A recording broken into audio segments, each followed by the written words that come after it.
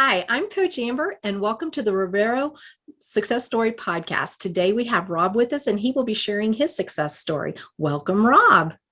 Thank you, Amber. Okay, let's get started. The first question I want to ask you is, what was your life like prior to starting a meat-based diet? Were you having any issues or any problems? It was primarily, the usual ones. You end up having, you have GERD, you have nocturia, you keep getting elbowed at night because you're snoring. And my story was I ended up going to the doctor over a number of years, and my weight just kept creeping up, and he kept saying, smaller fork or big fork, small plate, drink water, walk. And finally I ended up walking 2 miles a day for over a year. And I marched into the doctor's office. I'm going like, yeah, okay, I lost weight for sure, right? And I gained weight. So I just said, okay, something's wrong. This is not working for me. And that led me actually to, like a lot of people, I started off with keto, with a diet doctor. And I did that for almost 2 years. Lost a lot of weight, lost 40 pounds, didn't exercise at all, which was not good, but it was good, but it was not good. It was, because I'm a little bit lazy, but it wasn't. And then almost exactly 2 years ago, I switched to carnivore and started exercising and haven't looked back. Awesome. Well, happy 2-year carniversary to you. That's awesome. Okay, so when you first started the diet, how did you implement it? In other words, what did you eat? What did you include? What did you decide not to include? And did you have any transitional issues? So I primarily went to straight to meat and a few leftover keto vegetables. So I'll eat occasionally. I eat cabbage. Actually, I probably eat too much cabbage, but I eat cabbage. It makes ground beef more interesting when you have cabbage and a little bit of tomato sauce. But it was much like what everybody else did. It was just ground beef, strip loins, T-bones, ribeyes. I did 2 days. I was actually on keto. It was easier to fast, I found, and then maybe because I was working out, I ended up. And I remember you mentioned actually something about that, about not fasting as much, and I haven't fasted hardly at all since I've been on carnivore. I ended up going back to 2 meals a day. And I'm still there. I still eat lunch, 12 ounces of meat at lunch, and try to get 16 ounces of meat at least at dinner, and then eggs thrown in there, bacon whenever appropriate. In terms of transitional issues, I don't really think I had anything that noticeable. There was a little bit with the bowel movements at the beginning, but that quickly went away. And contrary to everybody I meet who says you need to eat fiber to be regular, and I go like, okay, how come I haven't exploded yet? Because that's not the case. So other than, yeah, actually that was it. That was probably about the only thing I had in terms of transitional issues. I was very lucky. A lot of this stuff, I didn't have any major health issues that I knew of, which I guess is probably what I look at and say, I was tipping towards being obese, and I had no idea what was brewing underneath. I had no outward signs of anything other than the fact that I was overweight and I snorted a bit. That something was going wrong, and it could have been going wrong already. All the starting could have been happening inside of me, totally unaware.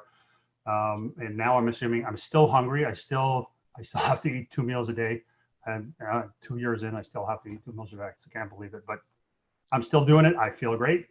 Gonna keep going. That's awesome. And yes, I still do eat 2 meals a day when I was eating one on keto. So I'm with you. And you know what? Okay. That's okay. That's okay. Obviously, your body needs it. So it's all good. Okay. So, Rob, since you've been doing the meat-based diet, what improvements have you noticed? And was there anything that just kind of surprised you, you weren't expecting? Okay, I'll think about that. The thing I was expecting, all of the things that I mentioned went away. I noticed my fingernails used to break just before I would go cut them, and they would break below. I don't even know what to call that, where it attaches, and it was quite painful because you snag it on something. That's gone. They're rock hard now. I have no issues with that. Actually, I made a comment one time about your hair. I'd love to have your hair. At least mine stopped. I stopped losing it, and I'm grateful for what I have, and I have stopped losing it. So I'm good with that. The combination actually of working out and eating the meat I can't believe how much strength I have for my age. I don't make the grunting noise when I get up from squatting in front of the fridge, right? And that's gone. I don't grunt when I get in the car anymore. So the biggest benefit for me is actually the working out with the combination with the meat and the strength that I've been able to develop in just a couple of years. I mean, in a couple of years, I see other people who are, way more bulk than I am, but I don't necessarily dedicate that much to it. I'm also a lot older, so it's a lot more difficult to put on the muscle. But that is actually the biggest benefits that I've gotten out of it. The biggest thing that I feel, and I'm not hungry. I wake up in the morning, I'm not hungry. At noon time, I'm hungry. I eat, and then I'm not hungry until dinner, and then I eat. So no more midnight snacks, which I used to do all the time. No more cravings. All of the foods that I used to eat a lot of. My poison was honey. I used to eat like 2 pounds of honey a month. I used to go through a kilo, and you too. So that's gone, and I don't miss it. And I keep thinking I should miss this because I used to eat it all the time, and I love the taste. I mean, the taste is awesome, but I don't crave it anymore. I don't crave bread. I don't crave pasta. So in terms of the benefits getting out of that, I feel way more in control of my health, and I am a lot more control. And it's probably the thing that, if it's something that surprised me, it's how easy it is to fast if I wanted to fast, if I don't have a chance to eat, or how easy it is to now turn down foods that I used to eat, turn down sodas, turn down pasta, turn down breads. I walk by a bakery and I smell the bread and I say, wow, that smells good. But I don't turn in and want to eat it. I don't turn in and go buy something and end up eating it. So that's probably the biggest thing in terms of surprises, is an unbelievable amount of control you feel over your own health for the first time in too many years. Food freedom is like the best. And until you experience that, you don't get it. So yes. I'm with you there, Rob. Well, Rob, thank you so very much for coming on and sharing your story.